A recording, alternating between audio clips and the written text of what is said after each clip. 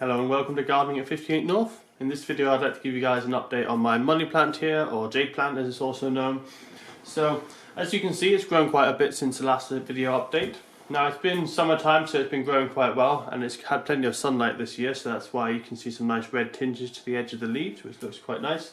Now I have had it on the windowsill, and because it's been behind my frangipani, I haven't been able to rotate it as often as I'd like. So I've only rotated it about 2 or 3 times this summer, but as you can see, it's probably been about a month since I last rotated it. So there's a lot of growth leading this way, but that shouldn't be a massive issue. What I'll just do is I'll make sure that when I have it in its new position, the light's coming from this side, and that'll just help straighten up the branches and it'll stop any of this leaning that's starting to occur at the moment. So at the moment, I have actually reduced the watering a lot, and I've started to give it a feed that is low in nitrogen. And the reason for this is I want to encourage this to flower this year. I've never been able to get this plant to flower. That's because this plant is only about 3 or 4 years old, so it's a bit young really to flower. Despite its large size, it's certainly big enough for flowering. I've had plants that are smaller than this that have flowered, but those plants have always been about 10-15 years old, so this one's still a bit young to flower. So because I've given it less water and I've not given it much nitrogen, you can see quite a few of these leaves are starting to go yellow. That's just because it's got a slight nitrogen deficiency at the moment, which is why it's going a bit yellow like that. Also, with the lack of water, it's just not grown quite as vigorous as it might do normally.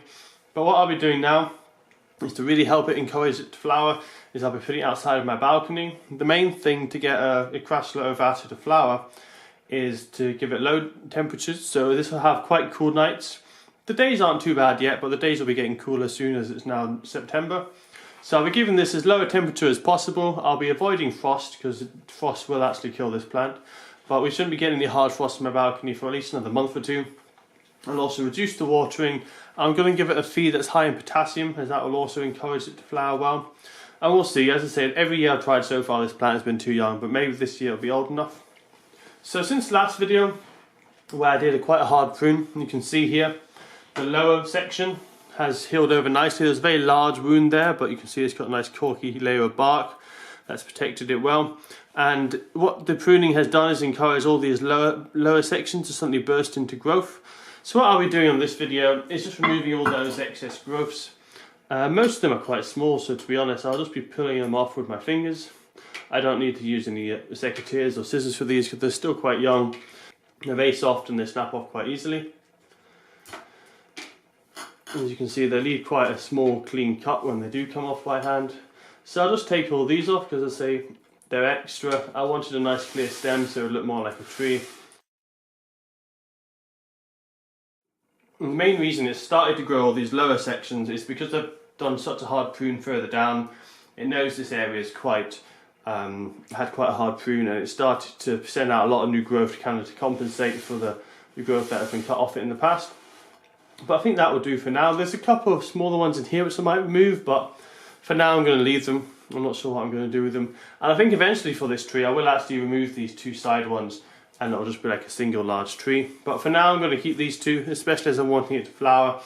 These 2 will produce extra flowers than just having the one small canopy on the top.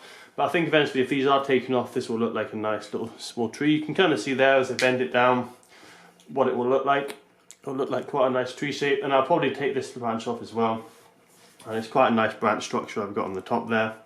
Another sign that it's been growing quite well is this trunk has definitely been thickening up. If you have a look here, there's quite a few fissures which have been forming in the trunk. That just shows that it's expanding and it's stretching the bark.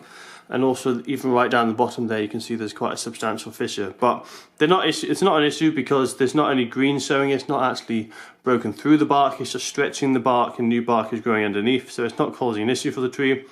But that's a good sign because that means it's growing quite well. And as it ages, this will make a nice thick kind of bark. So it will look like a proper tree as opposed to the younger branches, which have more of a kind of a smooth kind of green colour to the bark. So that's it for now, I think. It doesn't need any more pruning. As I say, I'll leave it on my balcony so it has some nice cool temperatures, which will help it to flower. And I'll give you an update in a few weeks' time, maybe a month or 2. It does tend to take quite a long time to initiate these into flowering. As I said, I have had them flower quite nicely for me before, but they were always much older plants, and they would normally flower about December, January time. So it might be quite a while until this one flowers. But putting it outside in the balcony where it's nice and cold, hopefully I can encourage it to flower before Christmas.